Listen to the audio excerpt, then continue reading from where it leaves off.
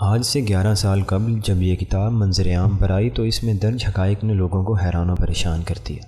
لوگ سوچ بھی نہیں سکتے تھے کہ پاکستان کی سپریم کورٹ کا ایک چیف جسٹس جب ایک بہت بڑے کمیشن کا سربراہ بنتا ہے تو وہ بددیانتی کرتے ہوئے بانی پاکستان قائد اعظم محمد علی جناح کے 11 مئی 1947 کو رائٹر کو دیے ہوئے ایک انٹرویو میں رد و بدل کر کے اسے اس طرح درج کرتا ہے کہ قائد اعظم کے افکار سیکولر نظر آئیں۔ یہ شخص پاکستان کا سب سے متنازع عدالتی سربراہ چیف جسٹس پاکستان محمد منیر ہے۔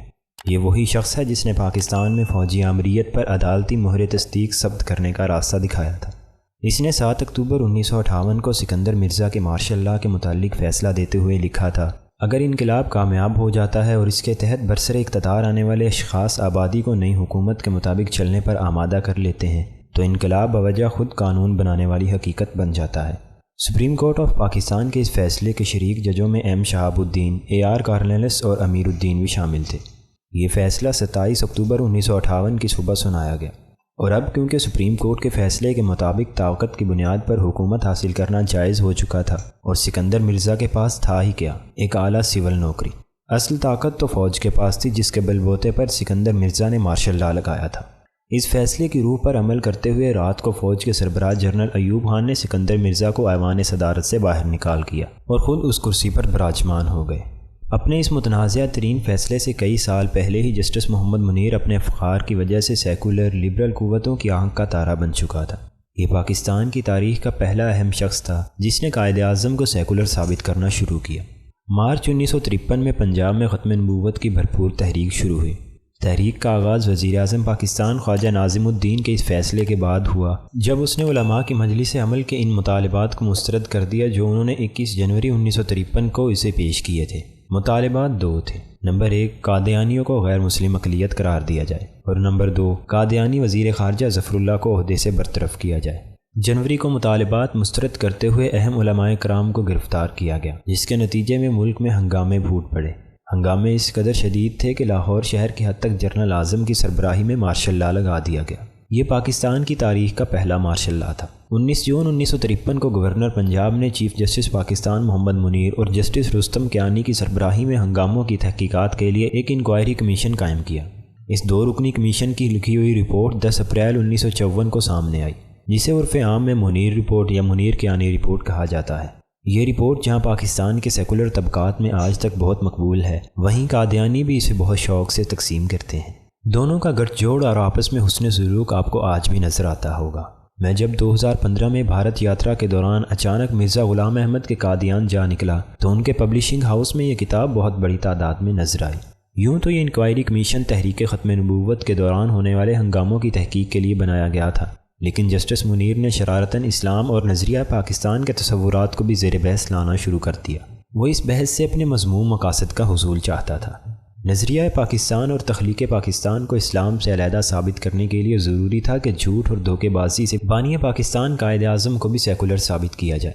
ایسا مواد قائد اعظم کے افکار و خیالات اور تقاریر میں تو کہیں ملتا نہیں تھا، اس لیے جسٹس محمد منیر اور اس کے ساتھی جسٹس رستم کیانی نے قائد اعظم کے رائٹر کو دیے ہوئے انٹرویو میں رد و بدل کر کے اپنا مقصد پورا کیا۔ اس جھوٹ پر آج تک پردہ ہی پڑا رہتا۔ اگر مشہور ناول نگار سید فضل احمد کریم فضلی کی صاحبزادی سلینا کریم اس پر تحقیق نہ کرتی۔ نوٹنگم برطانیہ کی رہنے والی اس عظیم خاتون نے رائٹر کے دفاتر میں جا کر اصل ریکارڈ کو تلاش کیا اور اس بددیانتی کا پول کھولا۔ وہ کہتی ہے کہ جسٹس منیر نے جب قائد اعظم کا فکرہ تبدیل کیا تو جیسے کوئی چور اپنا نشان چھوڑ جاتا ہے، ویسے ہی اس سے انگریزی کی ایک ایسی غلطی ہو گئی جس سے مجھے شک گزرا کہ یہاں ضرور بددیانتی ہوئی ہے۔ سلینا کریم نے جب اصل فکروں اور جسٹس منیر کا بددیانتی والے فکروں کا موازنہ کیا تو جھوٹ سامنے آ گیا۔ قائد اعظم نے کہا تھا پاکستان کی حکومت ایک مقبول نمائندہ جمہوری حکومت ہوگی۔ اب جسٹس منیر کا بدلا ہوا بددیانت فکرہ ملاحظہ کریں۔ نئی ریاست ایک جدید جمہوری ریاست ہوگی جس کا اقتدار اعلیٰ عوام کے پاس ہوگا۔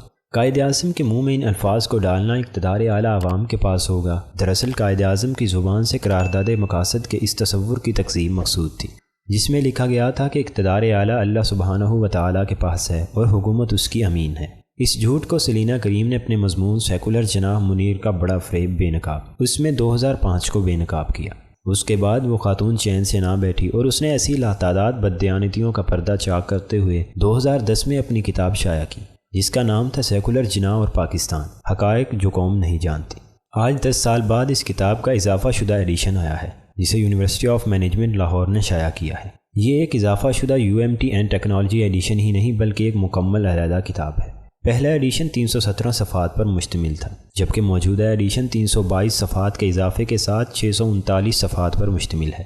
اس کتاب کا 10واں باب جناح کے بارے میں تراشی گئی خرافات اور 13واں باب خرافاتی چٹکلے دونوں قائد اعظم محمد علی جناح کے بارے میں تخلیق کیے گئے جھوٹے تصورات کا پول کھولتے ہیں۔ میں نے خرافات کا ترجمہ اس لیے کیا ہے کیونکہ یہ لغت میں موجود ہے اور یہاں صحیح فٹ ہوتا ہے۔ ان خرافات میں سے مشتعز خروارے ایک جھوٹ پر مبنی چٹکلا یہاں لکھ رہا ہوں۔ یہ وہ الزام ہے جس پر خود قائد اعظم نے بڑے دکھ سے رد عمل ظاہر کیا تھا۔ قائد اعظم کے بارے میں یہ تصور عام کیا گیا ہے کہ وہ اپنی زندگی میں ایک سیکولر اور غیر مذہبی تھے۔ اس کا جواب قائد اعظم نے 1945 میں انتہائی دکھ سے دیا۔